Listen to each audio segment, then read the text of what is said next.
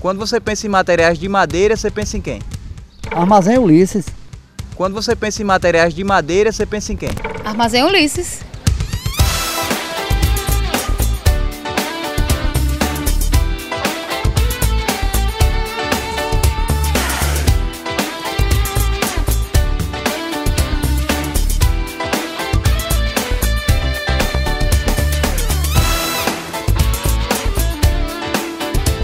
Ninguém tem dúvidas, pensou em madeira, pensou no Armazém Ulisses. Você provavelmente já deve ter ouvido falar de um livro da editora Sextante que pergunta: por que os homens fazem sexo e as mulheres fazem amor? É um dilema infinito. Será que para as mulheres, sexo e amor caminham lado a lado? Para responder esta pergunta aqui na nossa série de entrevistas, em homenagem ao Dia Internacional da Mulher, ao meu lado a doutora Elvira Azevedo. E já vou começando perguntando já assim na bucha, doutora, para a mulher, sexo e amor caminham lado a lado ou não? Veja só, Vanderlei, de certa forma, sim e não ao mesmo tempo. É bem complexo, até na resposta. Por quê? A gente vê que quando a mulher ama o seu companheiro e faz sexo com ele, realmente o sexo tem um sentido todo diferente. É bem mais, como se diz, intenso. Uhum. Entretanto, a mulher, no momento que ela diminui o seu apetite sexual, não significa que ela diminuiu o amor.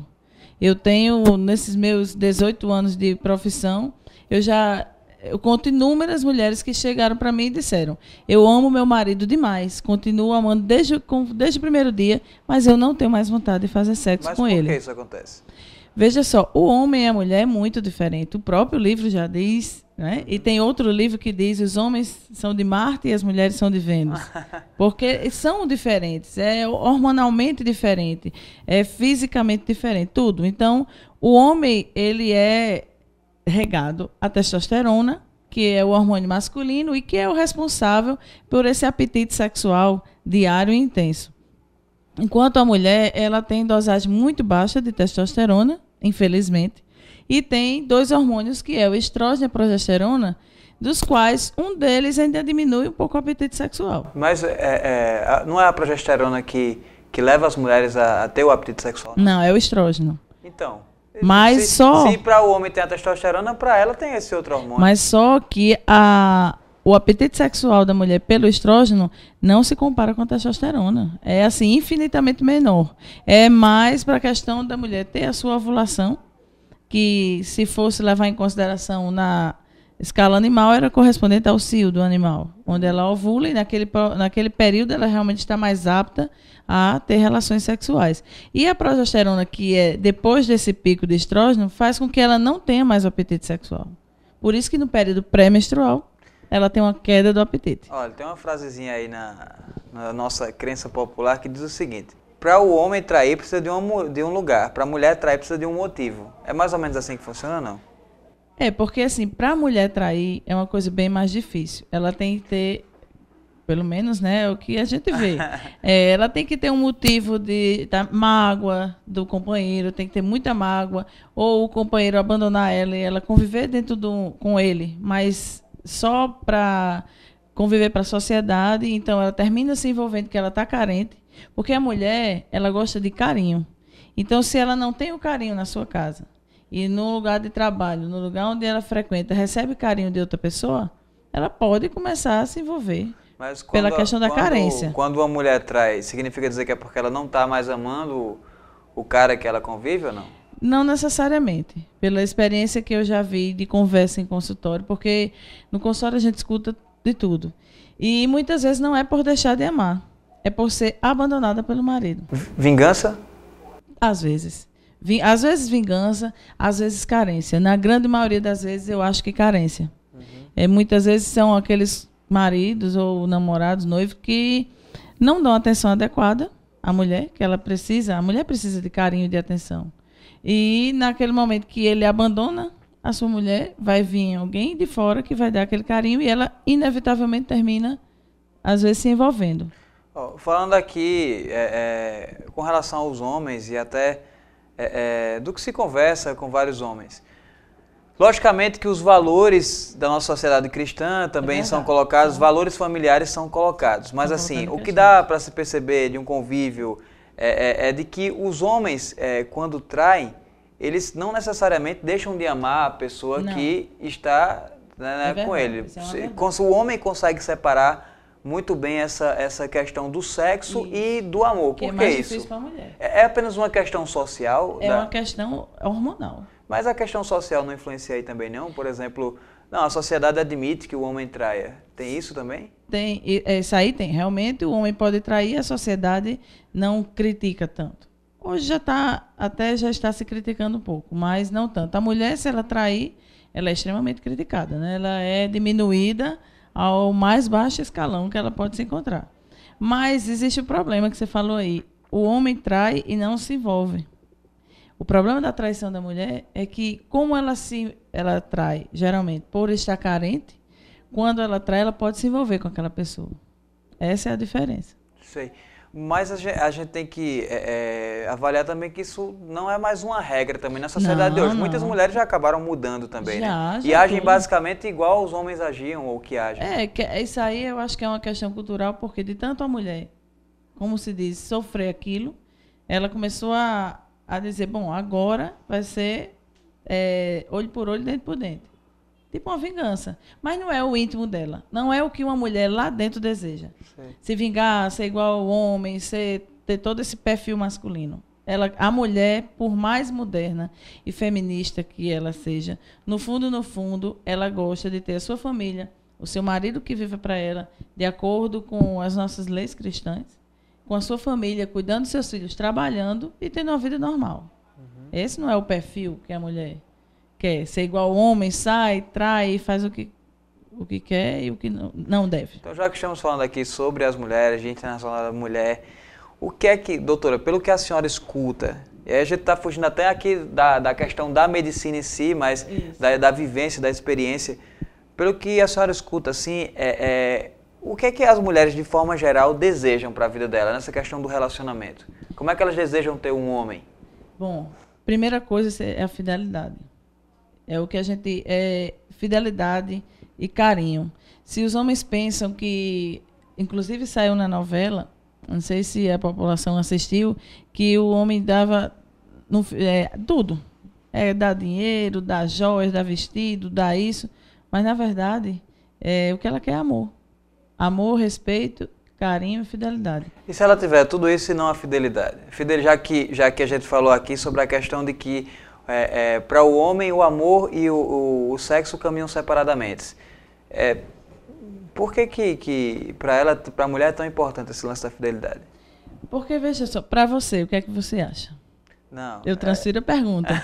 Para todo ser humano, ninguém gosta de ser traído. Porque no momento que você é traído... Mas aí a gente está colocando em situações diferentes. A gente colocou homens e mulheres em situação diferente. Não estou defendendo aqui a traição, mas eu estou falando em cima da pergunta que foi feita aqui, onde a senhora fala que homem e mulher separam essa questão. Isso. Então, se para homem é diferente a questão, se o homem ele vai continuar amando a mulher dele, mesmo que ele fique com outra, por que é que para a mulher é tão importante essa questão da fidelidade, se ela sabe que vai ter ele sempre?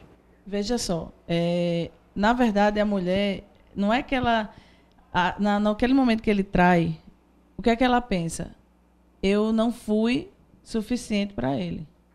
Eu não fui suficiente como mulher, como amante, como esposa, como nada. Então ela se sente diminuída pela traição e isso faz com que ela sofra bastante e isso vai desgastando ainda mais o relacionamento, porque na hora que o marido trai, ela interfere isso na relação sexual. Porque muitas comentam o seguinte, quando ela vai ter relação sexual com ele, ela já fica pensando que ela não é o suficientemente boa para ele, a ponto dele ir buscar lá fora, que ela ela deve estar com algum problema, não está tão bonita, não está tão bem, e que ele está procurando. Então, ela vai se diminuindo, ao ponto de ir perdendo também o desejo sexual. Isso gera uma bola de neve. Na hora que ela se sente diminuída, ela não tem mais apetite sexual, ele, então, percebe isso, que ela não quer, aí ele já é um pretexto para ele ir buscar lá fora e disso gera e pronto. Termina muitas vezes numa separação. A senhora acaba tendo que muitas vezes ser uma espécie de conselheira, né, dessas relações? Demais. E aí chega alguma perguntando, olha, meu marido está me traindo. O consultório é ginecológico, a gente escuta de tudo e convive com tudo. E pela vivência que a senhora já tem assim, qual seria o melhor conselho, por exemplo, para uma mulher que vive nessa situação hoje, é melhor partir para cima, agir contra a situação, ou é melhor ter cautela, saber que uma traição nem sempre é um motivo para uma separação? Eu explico o seguinte, que realmente a traição não é motivo para separação, mas também não é uma coisa que, veja só, não vamos exaltar a traição masculina, né? Baseado na questão hormonal e biológica do homem. O que é que eu converso com elas? Que elas têm que entender que pode existir essa falha, que não significa que ele deixou de amá-la, mas eu acho que tem que ter o diálogo, porque se ele quer o respeito dela, ela também merece o respeito dele. E que se a gente vive numa sociedade cristã, baseado nas leis de Cristo, o homem tem que entender que ele não é um animal, como um touro, um cachorro, que por sua testosterona ser alta, ele pode sair por aí pegando todas as fêmeas que existirem. Ele tem que levar em consideração que eu vi uma frase de um rapaz muito bem colocado, que ele já disse que ele leu em algum lugar, que dizia o seguinte: se você está casando com a mulher só em busca do sexo, você não está casando, você está acasalando. E é uma verdade, não é casamento, é acasalamento.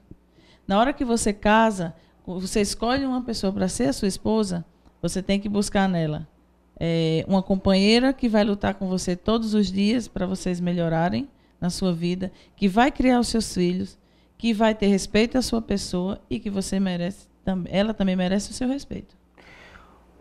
De acordo com as conversas que você tem com as suas pacientes, é grande o número de mulheres que são insatisfeitas sexualmente? Veja só, não é o número insatisfeitas sexualmente. São as mulheres que diminuem o desejo sexual. Por quê? Porque os homens não insatisfeitas fazem... Seria porque os homens não fazem direito, é isso? Em alguns casos, sim.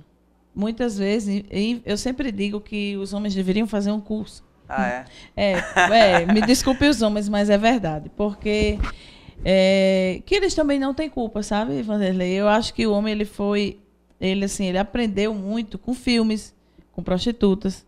É verdade. Antigamente a educação sexual do homem era em cabaré, digamos assim, em casas de mulheres, né, casas de prostituição. Então, assim, ali não existe um carinho, um amor. Existe só uma profissão.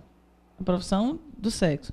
E eles aprendem de uma maneira que a mulher gosta de determinado tipo de coisas que não é a realidade. A mulher, para um homem ser bem eficaz sexualmente, ele tem que lembrar que acima de qualquer coisa existe carinho preliminares. A mulher não tem o orgasmo vaginal, como as pessoas acham que é. O orgasmo da mulher não é na penetração. É muitas vezes nas carícias. E o homem passa essa fase porque acha que ela quer a penetração. E aí a mulher se torna insatisfeita sexualmente, realmente. E é grande esse número? Demais, demais. Os homens têm que entender, os que assistirem, né, que existe uma preliminar bem intensa. Existe um gráfico... Tem um tempo determinado assim? Ou não, certo? Não tem um tempo, mas para você ter ideia, existe um gráfico que mostrando o prazer e o orgasmo masculino. Ele é uma linha e de repente a linha sobe rapidamente, que é o orgasmo, e cai. Também cai abruptamente. Por isso que o orgasmo do homem, por incrível que pareça, é menos intenso do que o da mulher. Pelo menos nisso a mulher tem que levar vantagem. Alguma coisa. Então, e o da mulher é uma linha que vai subindo lentamente. Aí quando sobe, ele demora e depois desce lentamente. Então, o prazer da mulher é mais demorado. Então, eu sempre digo para as minhas pacientes, conseguir juntar esta pontinha com aquela dali é difícil. Porque a da mulher é bem lenta. Então, o homem tem que esperar. E nesse momento tem que ter muita carícia, muito estímulo, para poder a mulher atingir o orgasmo. E como é que o homem... Porque é normal se ter a ideia de mulheres que fingem.